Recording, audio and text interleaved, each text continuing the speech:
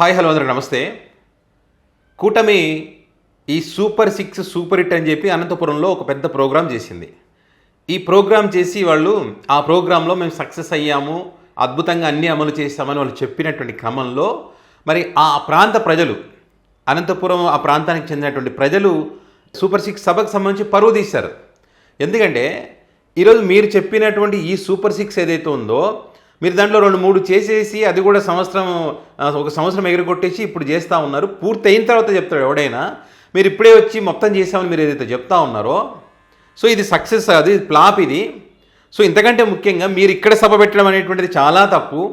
అంటే అక్కడ ప్రజల యొక్క అభిప్రాయం చెప్తున్నాను నేను, నా అభిప్రాయం కాదు. మళ్ళీ ఎందుకు ఆ మాట వాళ్ళు అంటున్నారంటే, ఆ ప్రాంత ప్రజలు ఎందుకు అన్నారంటే, ఈ సూపర్ 6లో ఉండే ఏదైతే అంశాలు ఉన్నాయో, పథకాలు ఉన్నాయో, పేదలకు పడతాయని ఏదైతే చెప్పారో అంతకు మించి ఆ ప్రాంత ప్రజలకు ఉపయోగపడే విధంగా ఒక ట్రస్ట్ పనిచేసింది.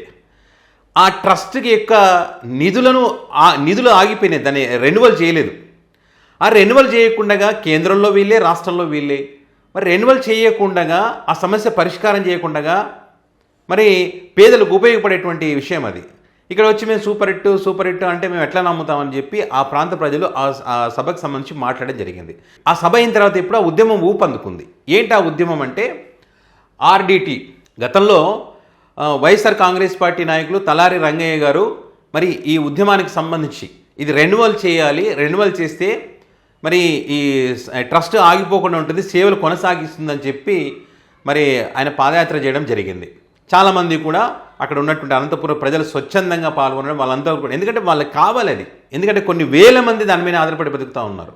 వాళ్ళని ఆదుకుంటున్నటువంటి ట్రస్ట్ అది, ఈ ఆడిట్ అనేటువంటి రూరల్ డెవలప్మెంట్ ట్రస్ట్. ఇది 1969లో విసెంట్ ఫెర్రర్ అనేటువంటి ఒక వ్యక్తి ఇది ఈ ఎన్జిఓని ఇక్కడ అనంతపురంలో స్థాపించడం జరిగింది. సో ఇప్పుడు ఈ దీంట్లో ఏమేమి చేస్తారంటే, ఆసుపత్రికి సంబంధించి నువ్వు ఏ ఆపరేషన్ ఉన్నా కూడా ఆ ఆపరేషన్ని వాళ్ళు కావాల్సినటువంటి సదుపాయాలు కల్పిస్తారు. పేదరిక నిర్మూలన, ఆ పేదరికం లేకుండా చేసేటువంటి బాధ్యత తీసుకుంటారు. నీటి కొరత, అనంతపురం అంటేనే కరువు ప్రాంతం, అలాంటి నీటి కొరతను తీర్చడం, మహిళలకు ఆపరేషన్లు కావాలంటే ఆపరేషన్లు చేయడం, విద్యార్థులకు స్కాలర్షిప్లు ఇప్పించడం, వాళ్ళను ఉన్నతమైనటువంటి చదువులు, హయ్యర్ స్టడీస్ అక్కడ దాకా తీసుకెళ్ళి వాళ్ళకు ఉద్యోగ అవకాశాలు కల్పించి, మళ్ళీ క్రీడల్లో ఆసక్తి ఉంటే దాంట్లో ప్రోత్సహించి, ఇట్లా ఒకటేంటి ఈ ప్రభుత్వాలు చేయని అనేకం వాళ్ళు ఈ సంస్థ ద్వారా చేస్తూ ఉన్నారు. సో వీళ్ళు సాధించినటువంటి రికార్డ్స్ కూడా మీకు చెప్తాను నేను. ఇప్పటి వరకు ఇక్కడ 18 మంది హెల్త్ ఆర్గనైజర్స్ ఉంటారు. ఇందులో 350 గ్రామాల్లో ప్రాథమిక ఆరోగ్య కేంద్రాలు ఉన్నాయి. దీంట్లో ప్రతి సంవత్సరము 8 లక్షల మందికి వీళ్ళు అక్కడ విజిట్ చేస్తారు హాస్పిటల్. అంటే ఓపీలో 8 లక్షల మంది అంటే 2023-24 సంవత్సరంలో 8 లక్షల మందికి మళ్ళా ఏమంటారు వాళ్ళకి సేవలు అందించారంట 8 లక్షల మందికి. సో అదేవిధంగా 15,000 సర్జరీలు చేశారు. సామాన్య విషయం కాదు ఇది, అసలు సామాన్య విషయం కాదు. ఇంకొకటి ఏంటంటే, ఇక్కడ 2,500కు పైగా సిబ్బంది ఉంటే 99% మొత్తం భారతీయులే. ఇందులో 47% మహిళలు ఉన్నారు. ఓకే, ఇవన్నీ ఎందుకు చెప్తున్నాను అన్నది ఇప్పుడు మీకు చెప్తా. ఇది ఎందుకు ఆగిపోయిందన్నది దీని కారణాలు చెప్తా. సో అదేవిధంగా 2004 నుంచి ఇప్పటి వరకు 2,697 మంది విద్యార్థులకు సంబంధించి హయ్యర్ ఎడ్యుకేషన్ ఇప్పించడము, స్కాలర్షిప్ ఇప్పించడము. దాంట్లో ఎవరైతే 2,697 మంది ఉన్నారో 67% మందికి ఉద్యోగాలు వచ్చాయి. చూడండి, అసలు మామూలు కాదు అసలు. అదేవిధంగా 40,000 మంది విద్యార్థులకు సైకిల్ని పంపిణీ చేశారు వీళ్ళు.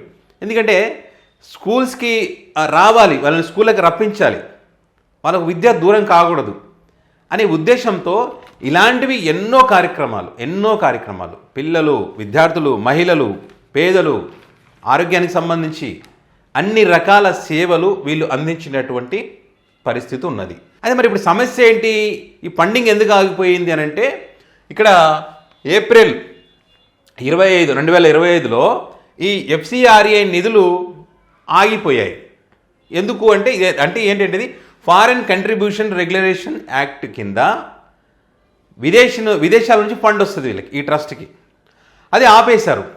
వీళ్ళు చెప్పే రీజన్ ఏంటి, ఇక్కడ పాఠశాలలో ఉండే వాళ్ళ యొక్క డేటాని అమెరికన్లకు సున్నితమైనటువంటి డేటా అమెరికన్లకు ఇస్తున్నారు, కాబట్టి ఇది రెన్యువల్ చేయము అని చెప్పి వీళ్ళు చెప్తా ఉన్నారు. ఆ రెన్యువల్ చేయకుండా ఉన్నటువంటి కారణంగా ఆ ఫండింగ్ అనేది ఆగిపోయింది. ఇది అంతా ఆగిపోతే కొన్ని జాబులు పోతే కొన్ని లక్షల కుటుంబాలు దీని మీద ఆధారపడే కుటుంబాలు కూడా ఇబ్బందులు తలెత్తేటువంటి అవకాశం ఉంటుంది. సో వీళ్ళు ఈ సంస్థ ఏం చెప్తుంది, అసలు ఇక్కడ మీకు చెప్పాను కదా, ఇక్కడ ఉన్నదంతా 99% భారతీయులే ఇక్కడ ఈ అంత సిబ్బంది కానీ వీళ్ళంతా కానీ. సో అలాంటిది ఏమీ లేదు ఇక్కడ. ఎవరి డేటాను ఎవరు చోరీ చేయడం లేదు, ఎవరికి ఇవ్వడం లేదు. సో అనవసరమైనటువంటి ఆరోపణలు చేస్తూ ఉన్నారు.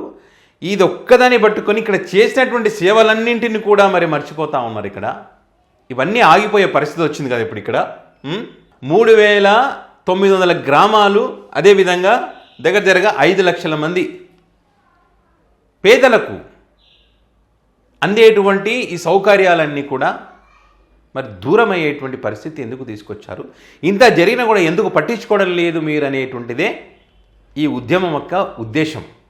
సో మరి పట్టించుకోలేదా అంటే టీడీపీ పార్టీకి సంబంధించినటువంటి ఎంపీలు అమిత్ షా గారిని కలుస్తాము, మళ్ళీ ఇది రెన్యువల్ చేపిస్తామని చెప్పారు. చంద్రబాబు నాయుడు గారు కూడా మాట ఇచ్చారనేది ఒక చర్చ ఉంది.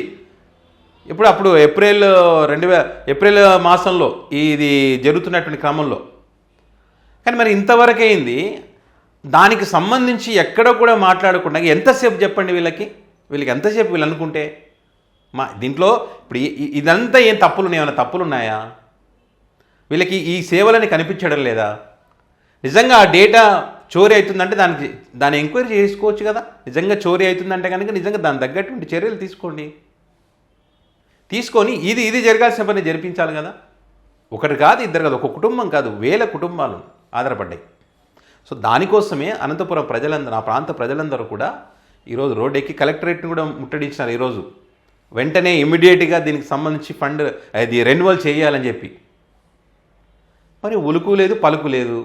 దాని గురించి చేయకుండా మొన్న కూటమి సభ సూపర్ 6 సభ జరిగినప్పుడు చాలామంది ఎక్స్పెక్ట్ చేశారంట, ఈ సభ సందర్భంగా ఈ ప్రాంతంలో ఉన్నటువంటి చంద్రబాబు గారు నా ప్రాణం అంటాడు కదా అనంతపురం జిల్లా, మరి ఇక్కడ ఏమన్నా ప్రకటిస్తారేమో, ఏమైనా చెప్తారేమో, రెన్యువల్ చేయించామని శుభవార్త చెప్తారని ఎదురు చూశారంట.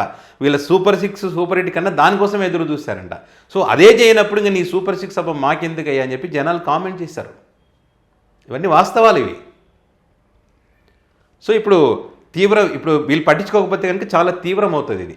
కళ్యాణదుర్గము, అదేవిధంగా ఇది గుంటూరు, కనికలు, అక్కడ ఆసుపత్రులు ఏర్పాటు చేయడం జరిగింది. సో ఇవి కనిపించట్లేదు. ఒక ప్రభుత్వం చేసేటువంటి సేవలన్నీ కూడా ఇక్కడ ఈ ట్రస్ట్ చేస్తూ ఉంది ఆర్డిటి. సో ఖచ్చితంగా తప్పులుంటే విచారణ చేయండి, అట్లాంటిది ఏమైనా ఉంటే కనుక దాని దగ్గర చర్యలు తీసుకోవాలి. అంతేగాని దీన్ని ఆపకండి. సో వీళ్ళు ఎవరైతే ఉద్యమం చేస్తూ ఉన్నారో ఆ ఉద్యమం చేసినటువంటి వారికి ఖచ్చితంగా మరి సేవలు అందాలంటే ప్రతి ఒక్కరు కూడా మద్దతు తెలిపాల్సినటువంటి అవసరం ఉంది. మరి ఈ అంశానికి సంబంధించి మీ అభిప్రాయాన్ని కామెంట్ రూపంలో పెట్టగలరు.